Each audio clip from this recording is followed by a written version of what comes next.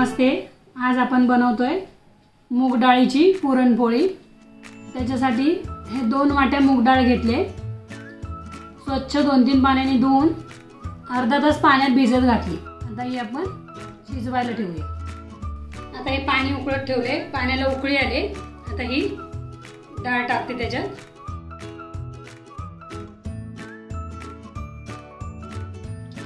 डाळ शिजवून घेते, थोडं तेल टाकते म्हणजे डाळ जरा मऊ शिजते। मुगाची डाळ शिजायला पटकन शिजते ती, चणा डाळीसारखी जास्त वेळ लागत नाही तिला। आता ही आपली डाळ चांगली शिजली आहे। आता ही चाळणीत गाळून घेते। आता डाळ गाळून घेऊया। आता खाली पातेला ठेवलाय, त्याच्यावर चाळण ठेवली आहे। आता ही डाळ त्याच्यातनं गाळून घेऊया पाणी एक्स्ट्राचं। आता ही डाळ गाळून घेतले, याचं पाणी काढून घेतले।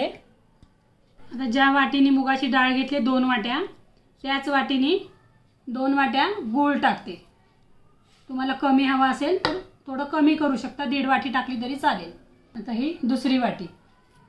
आता पातेला गॅसवर ठेवलाय, त्याच्यात जायफळ पावडर आणि वेलची पावडर टाकून घेते आणि हे चांगलं मिक्स करून घेते। गूळ डाळ एकत्र मिक्स करून घेते। चांगलं घट्ट एक गोळा होईपर्यंत मिक्स करून घ्यायची।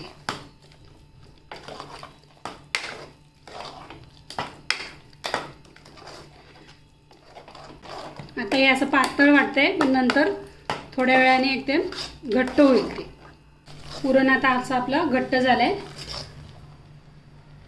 आता थोडा वेळ थंड करून घेऊया। आता थंड झाल्यावर मिक्सरला बारीक करून घेते पुरण। आता हे आपलं पुरण असं बारीक मिक्सरला करून घेतले। आता आपण पुरणपोळीसाठी कणिक मळून घेऊया। तर हे गव्हाचं पीठ घेतले, साधारण 2 मोठ्या वाट्या आहेत। त्याच्यात ही 1 वाटी मैदा,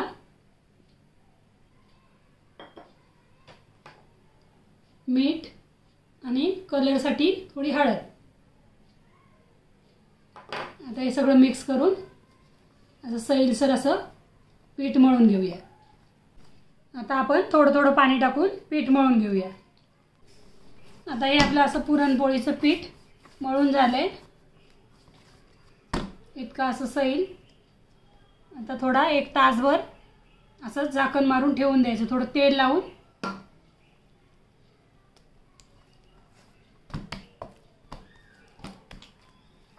एक तासभर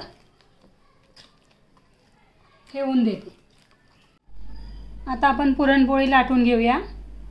हे कणिक आहे, तेवढाच पुरणाचा गोळा घेतलाय। आता हे पिठामध्ये बुडवून घेतले, थोडंसं लाटून घेते।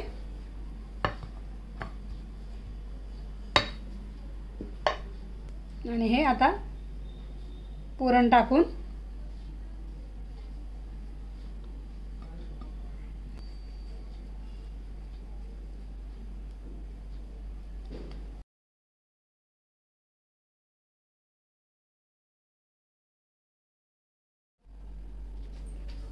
आता हे हलक्या हाताने हळूहळू लाटून घेते।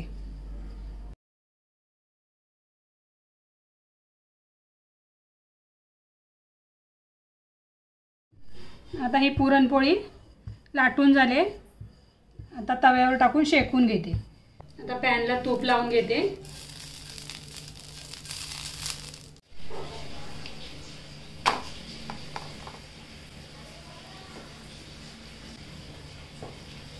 थोडं तूप लावून घेते वरून।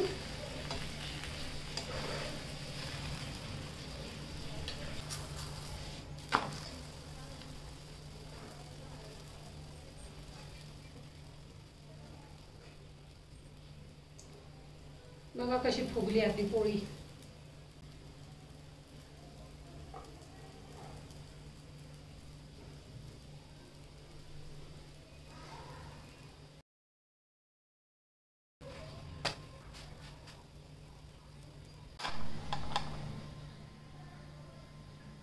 आपली पुरणपोळी आता झाली, आता काढून घेते।